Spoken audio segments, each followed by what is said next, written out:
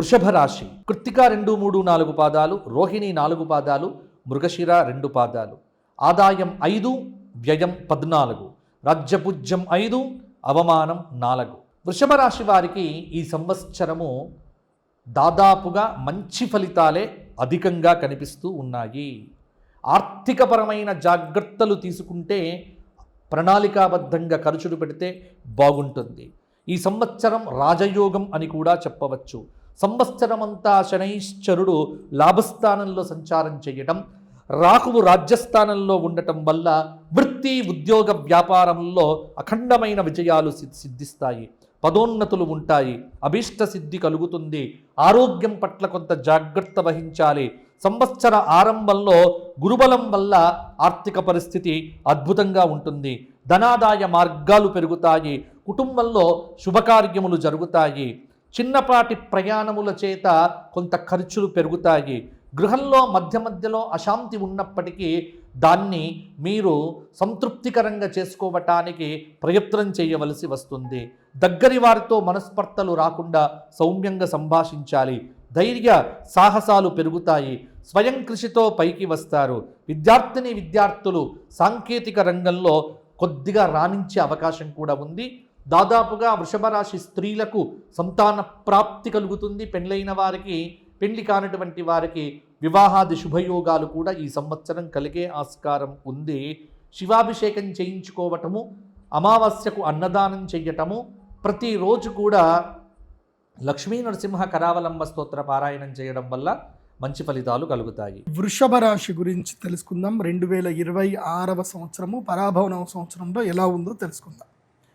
వృషభ రాశి వారికి ఆదాయం 8, వ్యయము 11, రాజపూజ్యం 3, అవమానం 1. Not good, not bad. ఆదాయం 8 ఉంది. ఇది ఎలాగనంటే ఇన్ఫినిటీ ఇలా ఉంది కదా. అంటే పైన చూసినా ఒక 0, కింద చూసినా ఒక 0, 2 కలిపితేనే 8. అంటే ఎంత వస్తుందో అంత వెళ్ళిపోతుంది. రావడము పోవడం 2 జరుగుతాయి.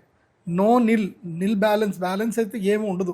రావడము పోవడం 2కు ఒకటే ఉంటుంది. అంటే ఈ సంవత్సరం వృషభ రాశి వారి జేబుకి మాత్రం చిల్లు, జేబుకి ఒక రంధ్రం పడుతుంది.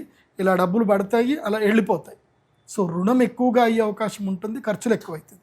సో వృషభ రాశి వారికి వ్యయం ఎక్కువగా ఉంది. వ్యయం ఎక్కువగా ఉంది అంటే కంగారు పడొద్దు, డబ్బులని పోతాయేమో అనుకోకూడదు. వ్యయం ఎక్కువగా ఉంది అని అంటే భూములు కొనుగోలు చేస్తారు, ఆస్తులు కొనుగోలు చేస్తారు అని అర్థం. సో అది మీరు చేయలేదనుకోండి, దొంగల పాలవుతుంది అని అర్థం. కాబట్టి వృషభ రాశి వారు ఈ సంవత్సరం ఏం చేయాలంటే, తప్పదు, అప్పులు తీసుకోవాల్సిందే. అప్పు చేయండి, ఇల్లు కొనుక్కోండి, తర్వాత భూములు కొనుక్కోండి. దానివల్ల మీ నిరర్థకంగా పోవాల్సిన డబ్బు ఎక్కడో ఒక చోట నిలకడగా ఉంటుంది. అది బాగా గుర్తుపెట్టుకోండి. కాబట్టి వృషభ రాశి వారికి ఆదాయం బాగానే ఉంది, వ్యయం కూడా మంచిదే. దానివల్ల రాజపూజ్య ముగ్గురు ఉంటుంది. అంటే మెచ్చుకునే వాళ్ళు 3 ఉంటారు, తిట్టేవాళ్ళు ఒక్కళ్ళే ఉంటారు. ఇక వీరికి ఈ సంవత్సరం మొత్తం ఎలా ఉంది అనేది కనుక చెప్పుకుంటే, ఈ సంవత్సరంలో వీళ్ళకి 1వ తారీఖు వరకు, జూన్ 1వ తారీఖు వరకు గురుగ్రహము చక్కగా పక్కనే ఉన్నాడనమాట. అంటే భుజం మీద చెయ్యేసి ఏం కంగారు పడకరా, నేను ఉన్నాను అని చెప్పేసి అంటాడు. అప్పటిదాకా నీకు మంచి ఫ్రెండ్ దగ్గర ఉన్నట్టే. అంటే జూన్ లోపలనే మీరు ఏమైనా అప్పులు తీర్చేయాలన్నా, ఏవైనా సెటిల్మెంట్ చేసుకోవాలన్నా జూన్ లోపలనే చేసుకోండి. జూన్ లోపలనే ప్రాబ్లమ్స్ అన్నీ సాల్వ్ చేసుకునే ప్రయత్నం చేయండి. చాలామంది తప్పులు ఏం చేస్తారు అంటే, డబ్బులు వస్తాయి, గురుడు మంచిగా ఉన్నప్పుడు డబ్బులు వస్తాయి, కానీ ఏం చేస్తారు, ఈ డబ్బులు అప్పులు తీర్చేస్తే ఏమైపోతుంది, ఏం రాదు, అదే ఇంకో దగ్గర పెట్టుబడి పెట్టి డబ్బులు చేస్తా అని అనుకుంటారు. మీరు డబ్బులు చేయడం కాదు, 0 అయిపోతుంది. వ్యయం ఎక్కువగా ఉంది కదా, 0 అయిపోతుంది. కాబట్టి అప్పులు ఏమైనా ఉంటే, బ్యాంకు రుణాలు ఏమైనా ఉంటే తీర్చేయండి. ఇట్లాగే మొన్న నాకు తెలిసిన నా శిష్యుడు, వాడికి ఒక ఇల్లు అమ్మితే 70 లక్షలు వచ్చాయి. 70-80 లక్షలు 90 లక్షల దాకా వచ్చాయి. వస్తే ఏం చేశాడు, తీసుకెళ్ళి కరెక్ట్గా జనవరి 30వ తారీఖుకి పోయి వెండిలో పెట్టుబడి పెట్టాడు. అదే రోజు 325 రూపాయల దగ్గర వెండి కొన్నాడు. పెరుగుతుందేమో, 300 పడిందిగా, మళ్ళీ పెరుగుతుంది కదా, 3 లక్షలు పడిపోయింది కదా అని 3,25,000 దగ్గర కొన్నాడు. అది మొత్తం పడిపోయి 2 లక్షలకు వచ్చింది. ఉన్న డబ్బులు మొత్తం పోయాయి, కంప్లీట్గా ఎగిరిపోయాయి. అదే లోన్ నేను చెప్పా, లోన్ తీర్చేయరా, హౌసింగ్ లోన్ ఉంటే తీర్చేయరా అని చెప్తే, లేదు గురుగారు వెండి మీద డబ్బులు వస్తాయి కదా, డబ్బులు వస్తాయి గురుగారు, అప్పుడు అది కట్టేసి ఉంచుకుంటా అన్నాడు. ఉన్నాయి కాస్త పోయి. కాబట్టి వృషభ రాశి వారు ఈ తప్పులు చేయకండి. స్టాక్ మార్కెట్లో అక్కడ ఇక్కడ ఇంట్రాడేలు మార్జిన్ ట్రేడ్ ఫండింగ్లు చేయకండి. వృషభ రాశి వారు నష్టపోయే అవకాశం ఉంటుంది. కాబట్టి ద్వితీయ గురుడు మంచి పనే చేస్తాడు, ధనలాభం కలిగిస్తాడు. ఆ లోపల అన్నీ క్లియర్ చేసుకోండి. తర్వాత కర్కాటక రాశి లోపలికి ఎంటర్ అవుతాడు గురుడు.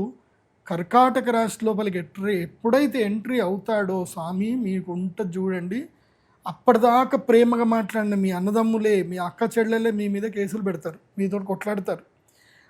అమ్మ ఆస్తిలో నాకు కూడా హక్కు ఉందిరా, నాన్న ఆస్తిలో నాకు కూడా హక్కు ఉంది, తాత ఆస్తి నాకు కూడా హక్కు ఉందిరా అని అంటారు. ఇంకా స్టార్ట్ అవుతుంది, ఇంకా కొట్లాటలు స్టార్ట్ అవుతుంది. అన్నదమ్ముల మధ్యన కలహాలు, స్నేహితుల మధ్యన కలహాలు, విరోధాలు, వైరుధ్యాలు, అతి సాహసం చేయడం వల్ల దెబ్బలు, నష్టాలు ఇవన్నీ కూడా జరిగేటువంటి అవకాశం ఉంటుంది. తర్వాత ఏమిటి, ఎప్పటి నుంచి జూన్ నుంచి అక్టోబర్ వరకు ఇది ఉంటుంది. ఈ సంవత్సరం గురుడు అలా ముందుకెళ్ళి వెనక్కి వచ్చేస్తున్నాడు, చాలా ఫాస్ట్గా వెళ్ళిపోయి. కర్కాటక రాశిలో గురుడు ఉన్నంతసేపు వృషభ రాశి వాళ్ళకి విపరీతమైన సమస్యలు వస్తాయి. తర్వాత సింహరాశి లోపలికి ఎంటర్ అవుతాడు. అప్పుడు ఇంకేం జరుగుతుంది తెలుసా, 4వ ఇంట్లో గురువు వచ్చేస్తాడు. అప్పుడు ఏంటి, వృషభం నుంచి వృషభం, మిథునం, కర్కాటకం, సింహం 4వ ఇంట్లో గురువు వస్తే ఏం చేస్తాడు, గురుడు 4వ ఇంట్లో అంత యోగకారకుడేం కాడు, నాట్ గుడ్ నాట్ బ్యాడ్. మానసిక ప్రశాంతత ఇవ్వడు, ఇళ్ళు రుణంకి వెళ్ళిపోతాయి, అప్పుల పాలవుతారు.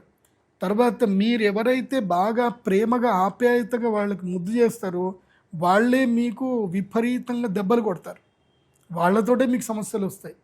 మీరు ఎవరికైతే అతిగారాభం చేస్తారో వాళ్ళు మీకు అతిగా మోసం చేస్తారు.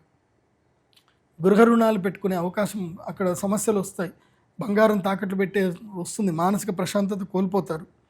కానీ ఒక మంచి జరుగుతుంది, దానివల్ల కొంచెం ధనలాభం కలుగుతుంది.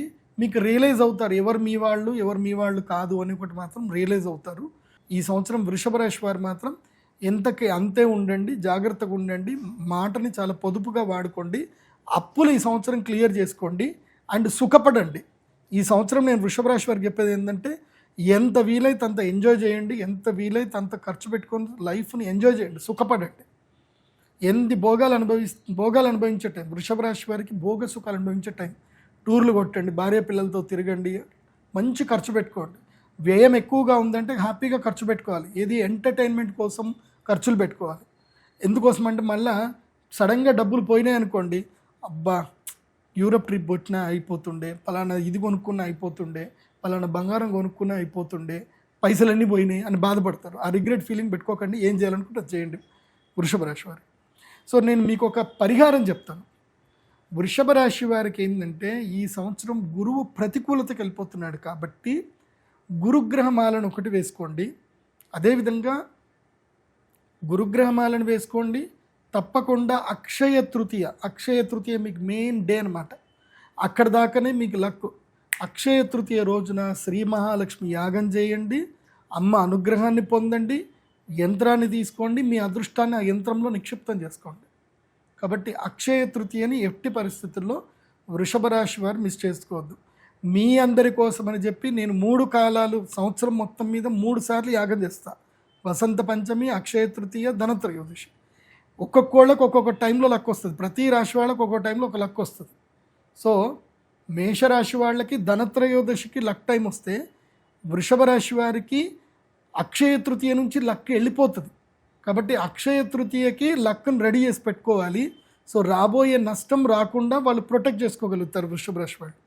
కాబట్టి వృషభ రాశి వారు అక్షయ తృతీయకి మహాలక్ష్మి యాగానికి ఇప్పుడే బుక్ చేసుకోండి, మీ సీట్ కన్ఫర్మ్ చేసుకోండి. ఎందుకోసమంటే నేను 100 మందికే టికెట్ ఇస్తాను కాబట్టి, సో 100 మందిలో మీరు ఒక్కళ్ళు అవ్వండి. అక్షయ తృతీయ యాగం చేసుకొని ఆ అమ్మ అనుగ్రహాన్ని పొందండి.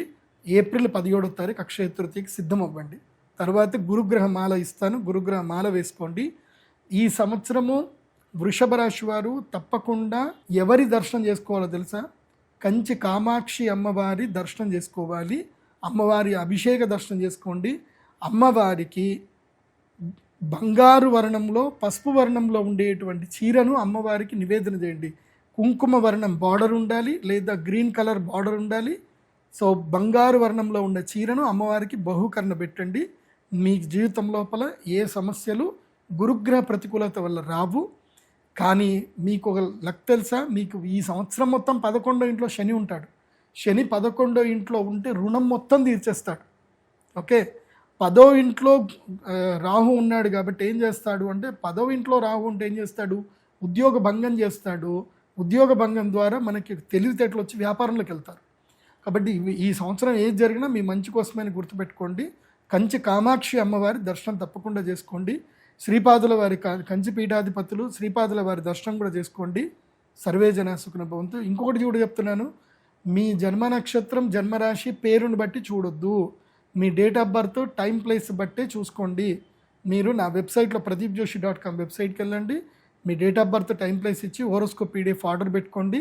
ఈ సంవత్సరం అంతా కూడా మీ యొక్క రాశి ఫలాలు ఏవైతే ఉన్నాయో ఆ రాశి ఫలితాలు మొత్తం కూడా అంటే మీకు సంబంధించి ఇదంతా చెప్పింది జనరల్గా, మీకు సంబంధించిన రాశి ఫలాలు మీకు సపరేట్గా మీ హోరోస్కోప్ పీడిఎఫ్ మీ ఈమెయిల్కి వస్తాయి. చక్కగా చదువుకోండి, హ్యాపీగా నా గైడ్లైన్స్ ఫాలో అవ్వండి, సంతోషంగా ఉండండి.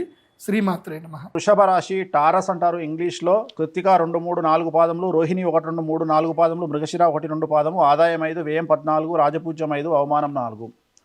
సో ఇందాక నువ్వు అడిగినావు గురువుగారు నెగిటివ్ చెప్తున్నారు అంటే, వృషభ రాశికి 50-50 ఉంది. అంటే 50% మంచి 50%. దీన్నే శుభ అశుభ మిశ్రమ ఫలితాలు అంటాం. ఒక నెల బాగుంటుంది, ఒక నెల టార్చర్ ఉంటుంది, ఒక నెల డబ్బులు ఉంటాయి, ఒక నెల డబ్బులు ఉండవు. సో అప్పుడు ఏం చేయాలి అంటే డబ్బులను కాపాడుకొని ముందు చూపుతో నెక్స్ట్ మంత్ కాపాడుకొని వచ్చే నెల ఎలా ఉంటుందో తెలియదు కాబట్టి జాగ్రత్తగా మిగిల్చుకొని ప్రయాణం చేయాలి.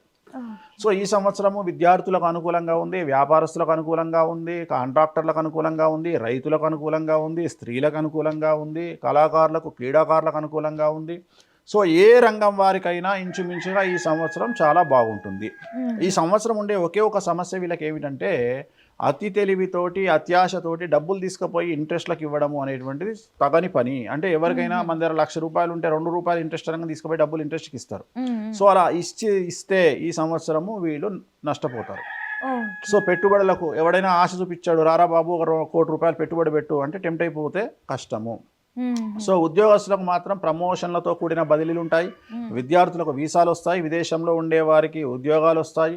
సో స్త్రీలకు అనుకూలంగా ఉంది. సో ఈ సంవత్సరము వృషభ రాశి వారికి మంచి అనుకూలమైనటువంటి ఫలితాలు ఉంటాయి. సో ఈ సంవత్సరానికి సంబంధించి అంత పెద్ద సమస్యలేమి ఉండవు, మంచిగా ఆలోచించి ముందుకెళ్తే. సో ఈ సంవత్సరం వృషభ రాశి వారికి సంబంధించిన రెమెడీ ఒకటే ఏమిటి అంటే, మీకు వీలైనప్పుడల్లా వారానికి కానీ ఒక నెలలో కానీ వెంకటేశ్వర స్వామి దేవాలయ సందర్శనం కానీ గణపతి దేవాలయ సందర్శనం కానీ చేసినట్లయితే ఈ సంవత్సరం సమస్యల నుండి గట్టెక్కుతారు.